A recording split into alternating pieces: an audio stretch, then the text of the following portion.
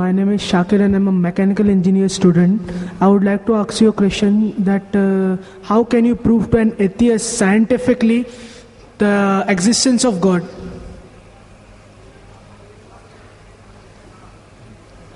The brother has posed the question, how can you scientifically prove the existence of God Almighty, the existence of Allah subhanahu wa ta'ala? Especially to an atheist who does not believe in God. The first thing I will do is that I will congratulate that atheist. I'll congratulate him. You know why? If you look around us, he is a Hindu because father is a Hindu. He is a Christian because father is a Christian. Some Muslims are Muslim because their fathers are Muslim. This person, though he may be coming from a religious background, he does not believe in the false God which his parents attribute to. So he does not believe in God. I'm congratulating him because he's accepted the first part of the Shahada, the first part of the Islamic creed, La ilaha, there is no God. Now my job is to prove illallah, but Allah, which I shall do inshallah. To the other people, I have to first remove the wrong concept of God and then prove the right concept of Allah subhanahu wa ta'ala. Here half my job is done. He has already said La ilaha. There's no God. Now I have to prove illallah, but Allah, which I shall do inshallah. You ask this atheist that suppose there is an object, an unidentified, maybe a flying object, which no one in the world has seen. No human being in the world knows about this object. If it's brought in front of you, and if you're asked that who will be the first person who will be able to tell you the mechanism of this unidentified object, you have to ask him the question. Who is the first person who will be able to tell you the mechanism of this new object which no one in the world has seen?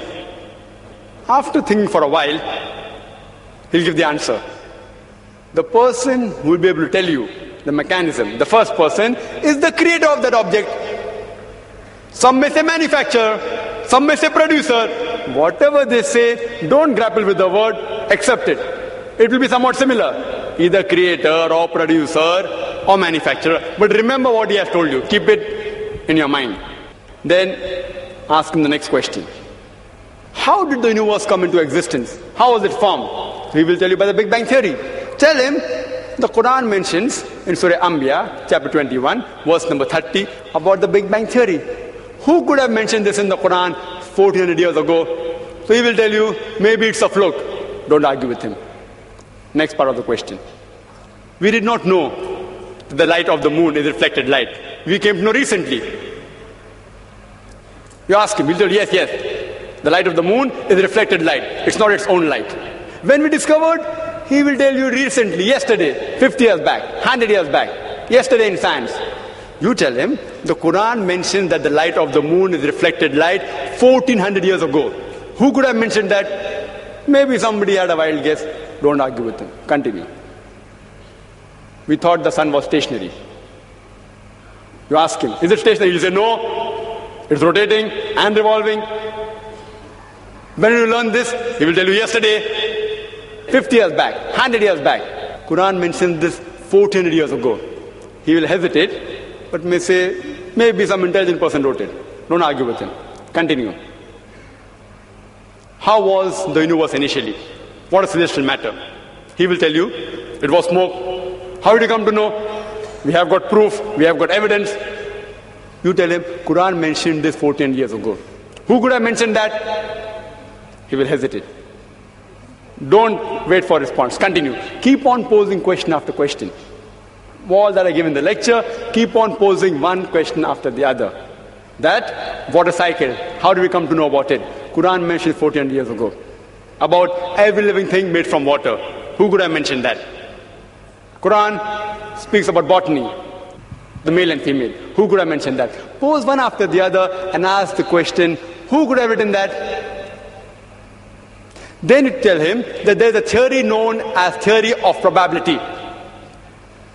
That if you have two choices, out of which one is right, the chances that you will make the correct choice just at random is 1 in 2. For example, if I toss a coin, it can either be heads or tails. the chances that I'll be right will be 1 in 2. If I toss it twice, the chances that I'll be right both the times will be 1 upon 2 multiplied by 1 upon 2, that is 1 upon 4, 25% chance.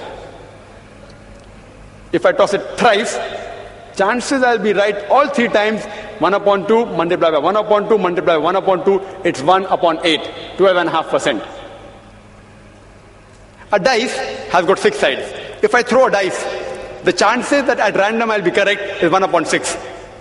If I throw it twice, the chances that both the time I'll be right will be 1 upon 6 by 1 upon 6, 1 upon 36. This is called as theory of probability. If I throw the dice twice and then toss a coin, all 3 being right will be 1 upon 6 by 1 upon 6 by 1 upon 2 is 1 upon 72. So you ask him, the chances may be, if you ask, what is the shape of the earth? There are various shapes. Some may say it is flat, some may say it is triangular, some may say it is hexagonal, some may say pentagonal, some may say heptagonal, some may say square. Say there can be 10 shapes. Some may say it is round, it is spherical. The chances that if anyone makes a wild guess, it being correct is 1 upon 10. The light of the moon, it can either be its own light or it can be reflected light. The chances that you make a wild guess and it being correct will be 1 upon 2. The chances that both shape of the earth and light of the moon being reflected light, both being correct, if you make a wild guess, it will be 1 upon 10 multiplied by 1 upon 2, it is 1 upon 20. What can the living creatures be made of? Some may say sand, some may say stone, some may say aluminium, some may say gold, say 1,000 materials you can name. Some may say water, some may say silver, 1,000 materials. The chances that you make a wild guess and one of them being right, according to mathematics, is 1 upon 1,000. The chances that all 3 being correct, the earth is spherical, light of the moon is reflected light, and every living creature created from water is correct, will be 1 upon 10 multiplied by 1 upon 2 multiplied by 1 upon 1,000. Answer comes to 1 upon 20,000 or 0.005%. Quran speaks about scientific science more than 1,000 verses. In 3 verses, the answer comes to 0.05%. If you apply probability theory to all this being at random chance, it will come to 0, negligible. And in maths, anything 1 in 10 raised to 50, it's equal to 0. So you ask your atheist friend, who could have written this? The only answer he can give you is this first answer, the creator, the manufacturer, the person who has produced it. That's the only answer, there's no other answer.